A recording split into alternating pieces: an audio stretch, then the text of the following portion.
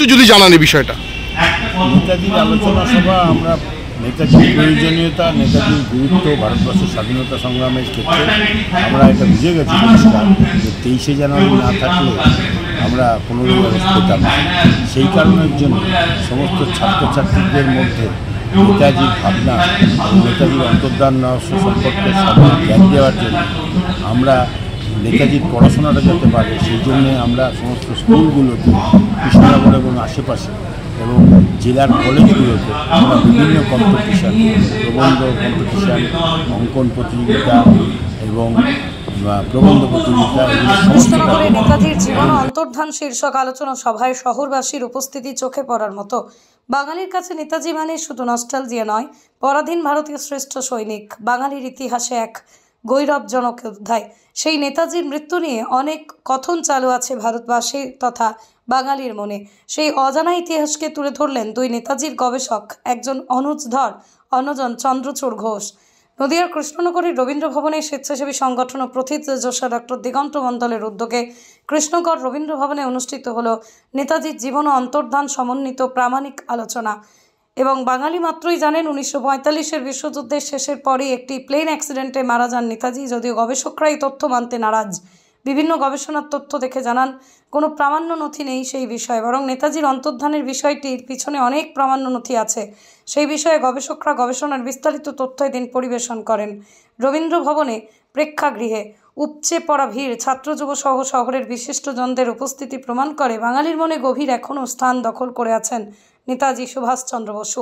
পৃথিবীর 3 ভাগ জল 1 ভাগ স্থল, তাই পানীয় জলের অভাব নেই।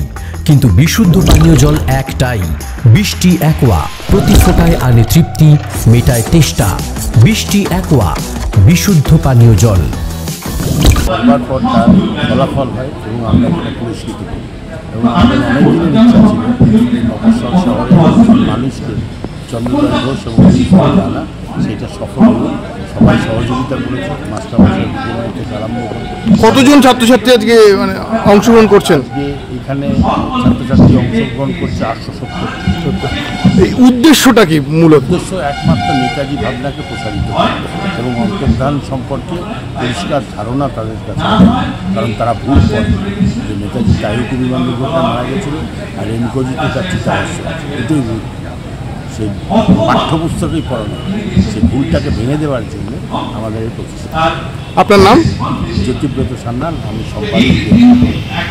নদিয়ার সবথেকে বড় English medium school JRS public school প্রায় 35 বিঘা জমির ওপর গড়ে উঠেছে বিশাল ক্যাম্পাস। নার্সারি থেকে শুরু করে উচ্চ মাধ্যমিক, ITI college, law college, BEd college, ভর্তি চলছে জেআরএস পাবলিক। আপনি কোথায় ইনভেস্ট করবেন, কেন করবেন বুঝতে পারছেন না তো?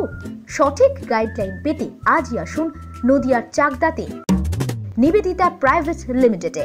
Nivedita private limited, marketing and distribution service. Balcony বা সিঁড়ির রেলিং, মডিউলার কিচেন বা ড্রয়িং রুম, এক কথায় আপনার স্বপ্নের বাড়িকে করে তুলুন আরো সুন্দর। Chakdah ply centre, gorgeous look বা কোয়ালিটি সবে 3 number 1 Chakdah ply centre. Chakdah ply centre, KBM, Chakdah, Nadia. হোমওয়ার্কটা করেছো? হ্যাঁ স্যার।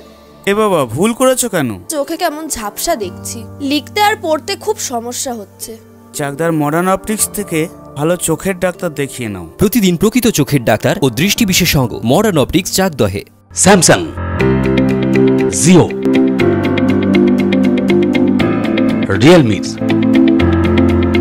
নদিয়ার একমাত্র অথরাইজড ডিস্ট্রিবিউটর ঘোষ কমিউনিকেশন, থানার মোড়। ভাবছেন 3 স্টার ক্যাটাগরিতে কাটাবে? রুম রে মাত্র 1500 টাকা থেকে স্টার, খাওয়া দাওয়া রিজনেবল প্রাইস। নদিয়ার একমাত্র 3 স্টার ক্যাটাগরি হোটেল এনবি সোনার বাংলা হোটেল, কল্যাণী এইমসের ঠিক উল্টো দিকে, কল্যাণী, নদিয়া।